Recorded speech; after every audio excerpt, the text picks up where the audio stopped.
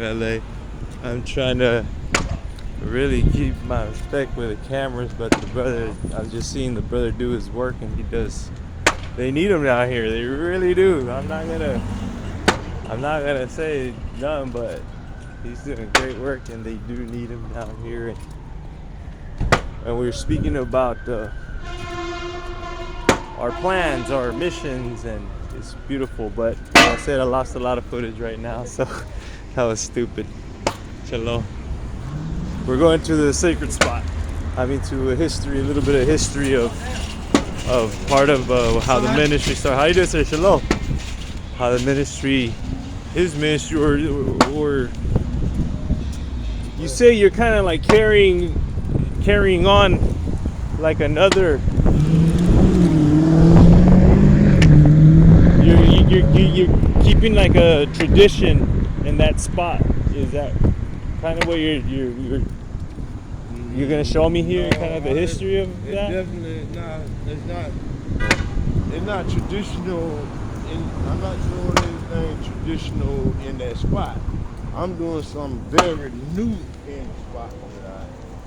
But I'm doing something traditional where the spirit of God is concerned, because the same spirit that Moses operated in is the same spirit that I operate in and that you operate in. So it's not a new thing, it's a new thing to this particular place on earth.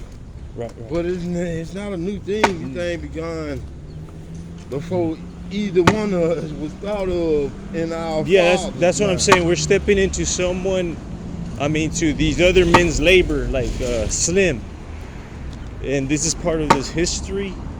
Am I getting that? You're showing me a little history of another spot. This is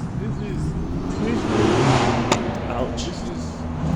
And we're here, the Azuza street mission. All right, let's see. Site of the Azusa Street Revival from 1906 to 1931.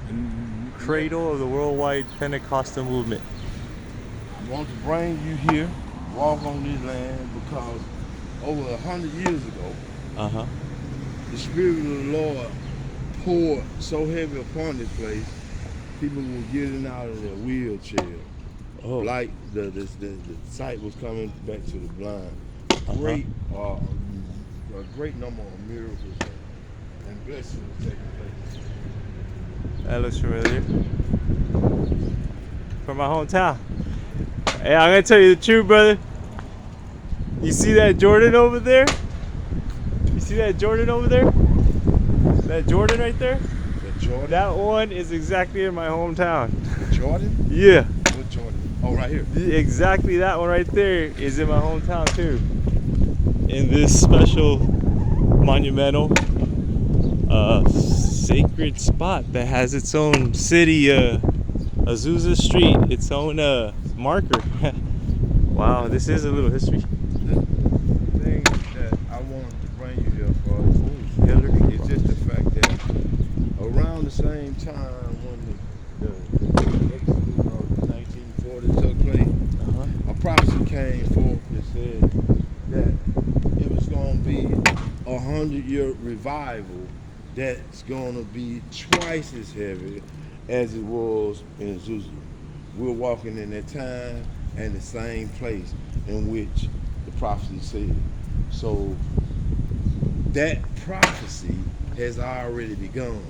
Hallelujah. And what is going on in Skid Row and right here in Los Angeles is a great move of God.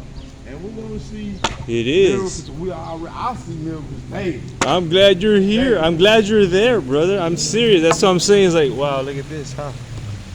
I'm glad you're there, really. It's phenomenal that you're there. It's like it's a sign of the Father. Very profound sign of the Father.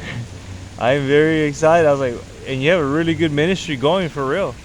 The way you have your tent set up, the way they respect it by itself. I'm sure the city hasn't like approached you and said, yeah, you're gonna have this, or this, right? They just, people respect it. It's just the community. That's even stronger. It's like Yochanan the Immerser, John the Baptist. Like, people took him as a prophet, But these Pharisees over here, they weren't too sure, but they try to set the Messiah up for that trick question.